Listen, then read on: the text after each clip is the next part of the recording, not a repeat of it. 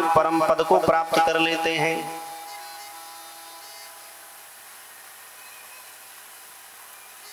अस्तु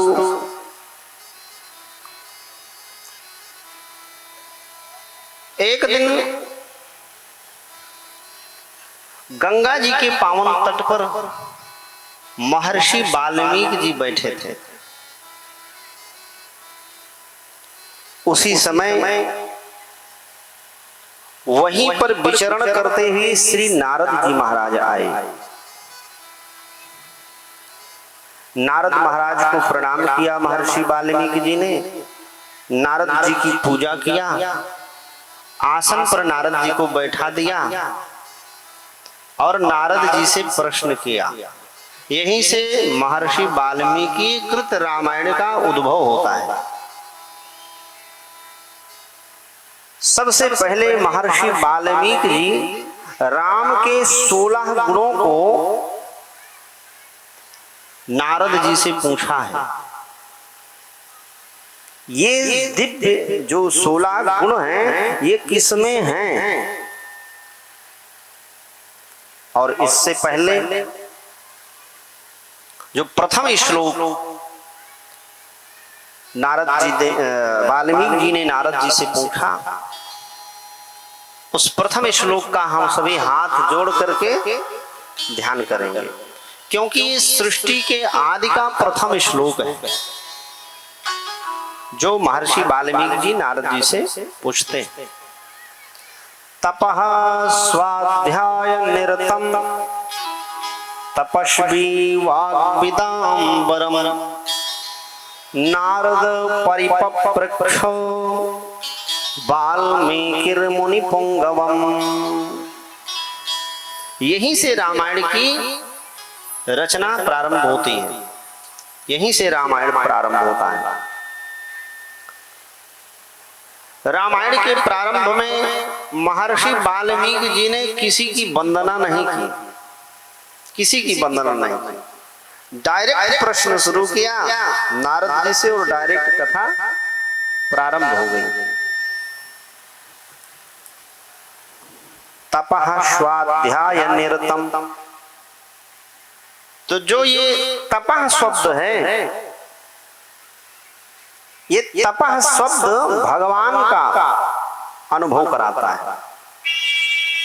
तपः स्वाध्याय निरतम अर्थात ये महर्षि वाल्मीकि रामायण ता से शुरू होता है और ता पर ही अंत होता है। तपः स्वाध्याय निरतम तपस्वी वाग्विदाम्बरम, यहां से शुरू होता है और जब भगवान राजा बन जाते हैं वहां पर ता पर ही जाकर समाप्त होता है। प्रव्याहरत विस्त्रब्धम बलम विष्णोः प्रवर्धताम, यहीं पर जाकर विराम होता है। प्रवर्धताम शुरू में ता, लास्ट में ता से शुरू ता पर खत्म, मतलब हो गया तत्। ये संपूर्ण रामायण तत् के भीतर स्थित है। तत् का मतलब क्या होता है? दो ता अगर जोड़ दिया जाए तो तत् हो जाता है, और तत् का मतलब होता है भगवान। तद् विष्णोः परमं पदम सदा पश्यन्ति सूरयाः, तत् का मतलब होता है भगवान। अर्थात महर्षि वाल्मीकि जी कथा प्रारंभ किए तो सबसे पहले तप से प्रारंभ किए, अर्थात ता से। यही इतना इनकी वंदना है, केवल भगवान का स्मरण कर लिए बस हो गया। तपः स्वाध्याय निरतम तपस्वी वाग्विदाम्बरम नारद परिपप्रक्षो वाल्मीकिर्मुनि पुंगवम। तत्सत, हरि ओम तत्सत। ये तत् से भगवान का अनुभव होता है, ये भगवान का सूचक है तत्। इस वाल्मीकि रामायण में 24,000 श्लोक हैं। कितना है? 24,000। और ये गायत्री मंत्र की व्याख्या है रामायण। गायत्री मंत्र में कितना शब्द होता है? 24। तत् से शुरू होता है और प्रचोदयात् तक। ओम भूर्भुवः स्वः ये व्याहृति है। मंत्र तत् से शुरू होता है। तत्सवितुर्वरेण्यम भर्गो देवस्य। वो सविता देवता जो तेज संपन्न है, उस देवता का ध्यान करना जिसके ध्यान से हमारी बुद्धि शुद्ध हो जाए। यही गायत्री मंत्र का अर्थ है और यही रामायण का भी अर्थ है। जिसको श्रवण करने से, सुनने से हमारी बुद्धि शुद्ध हो जाए, पवित्र हो जाए, वही तो हमें करना है। और यही सबसे कठिन है, हमारी बुद्धि शुद्ध हो जाए, ये सबसे कठिन है। भगवान गीता में कहते हैं ददामि बुद्धि योगम तम येन मामुपयान्ति। मैं सब कुछ देता हूं पर बुद्धि योग जल्दी नहीं देता, सद्बुद्धि जल्दी नहीं देता। और यह सद्बुद्धि रामायण से प्राप्त होती है। तो गोस्वामी जी तो बड़ी लंबी चौड़ी व्याख्या किए हैं, सबकी वंदना किए हैं गोस्वामी तुलसीदास जी। वर्णानामर्थ संघानाम रसानाम छंदसामपि मंगलानाम च कर्तारो वंदे वाणी विनायको। वंदे वाणी विनायको अर्थात सरस्वती जी और विनायक गणेश जी, इनकी वंदना कर रहे हैं गोस्वामी जी। जबकि गोस्वामी जी तो वैष्णव हैं, इन्हें तो भगवान की वंदना पहले करना चाहिए, तो सरस्वती और विनायक की वंदना कर रहे हैं। क्यों? तो इसका अर्थ मूल रूप से क्या होता है? वाणी माने सरस्वती, और सरस्वती कौन है? सरस्वती तीन है। एक ब्रह्मा की पत्नी है, दूसरी सरस्वती ब्रह्मा की पुत्री है, और तीसरी जो मुख्य सरस्वती है वो भगवान विष्णु वराह हयग्रीव भगवान की पत्नी है, जो भगवान हयग्रीव रूप में आए थे, वेदों की रक्षा किए थे। उन भगवान हयग्रीव की पत्नी है, जो संपूर्ण ज्ञान के देवता हैं। हयग्रीव भगवान, संपूर्ण ज्ञान इन्हीं भगवान से प्रारंभ हुआ है, हयग्रीव भगवान से। और इनकी जो पत्नी है वो सरस्वती है। इन सरस्वती के नख के अग्रभाग के समान वीणा वादिनी सरस्वती के पास ज्ञान है।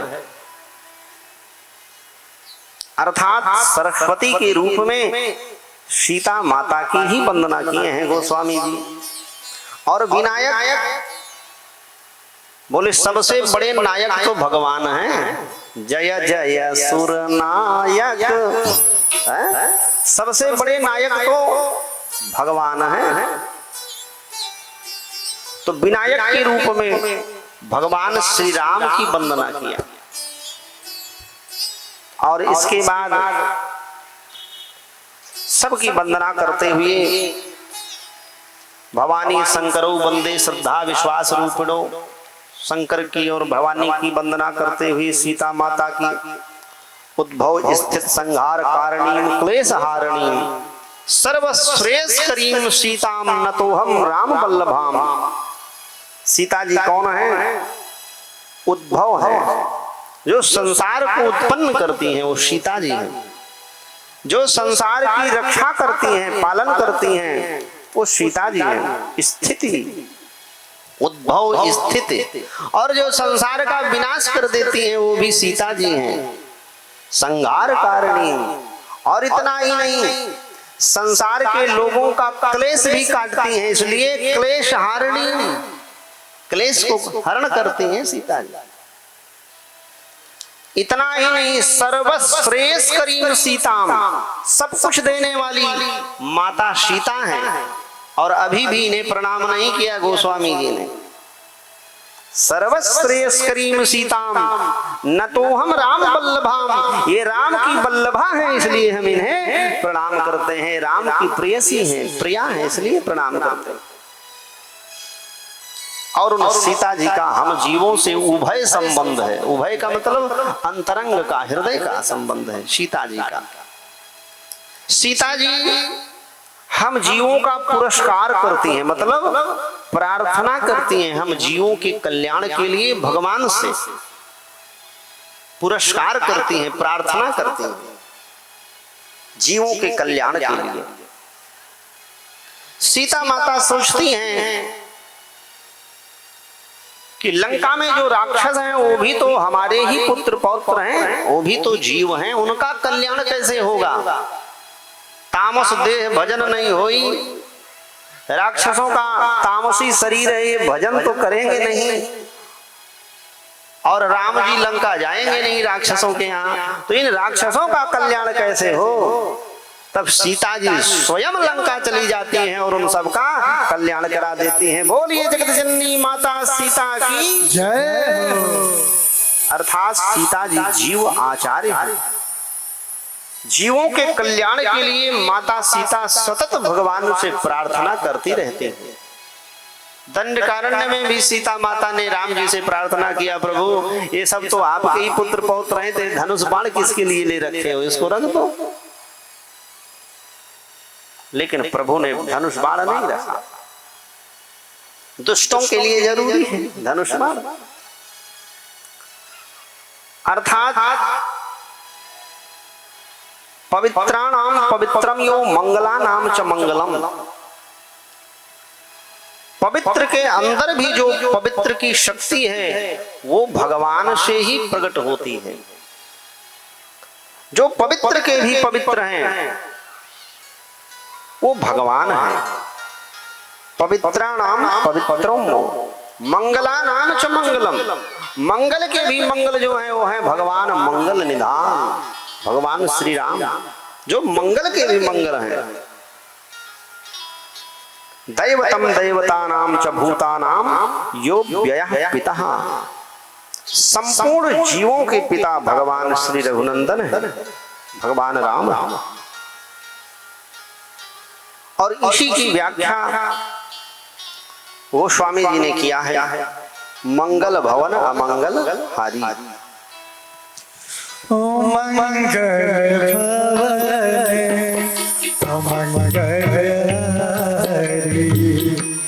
मंगल भवन अमंगल हारी, प्रभु सुत श्री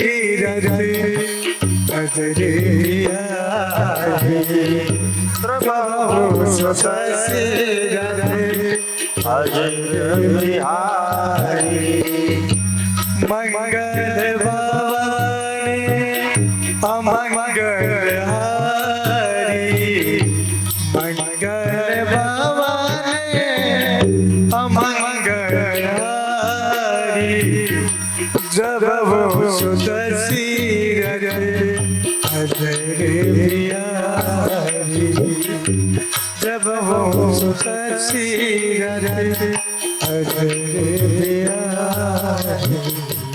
अर्थात भगवान स्वयं मंगल है। केवल भगवान का नाम ले लेने से संपूर्ण मंगल हो जाता है। इसलिए वाल्मीकि जी ने केवल तपः शब्द का ही उच्चारण किया, केवल भगवान को ध्यान करके कथा प्रारंभ कर दिया और किसी की वंदना नहीं किया। लेकिन गोस्वामी तुलसीदास जी ने सबकी वंदना किया। अच्छे लोगों के साथ साथ पहले बुरे लोगों की वंदना किया। मुख प्रक्षालनम पूर्वम गुद प्रक्षालनम तथा, मुख धोने से पहले व्यक्ति पैर धोता है, नहीं पहले पैर धोता है, हाथ धोता है, फिर मुख धोता है। तो अच्छे लोगों की वंदना करने से पहले गड़बड़ लोगों की वंदना कर लेनी चाहिए। इसलिए गोस्वामी जी ने किसी को नहीं छोड़ा, सबकी वंदना किया। लेकिन संपूर्ण मंगल भगवान हैं, तो मंगलाचरण क्यों करना? मंगलाचरण करने से विघ्नों का निवारण हो जाता है, सारे विघ्न दूर हो जाते हैं और मंगल ही मंगल होता है। अर्थात भगवान स्वयं मंगल स्वरूप है। मंगल करने कले मल हरने, तुलसी कथा रघुनाथ की कलिमल हरे तुलसी कथा रघुनाथ की मंगल करने कलिमल हरने तुलसी कथा रघुनाथ की मंगल करने कलिमल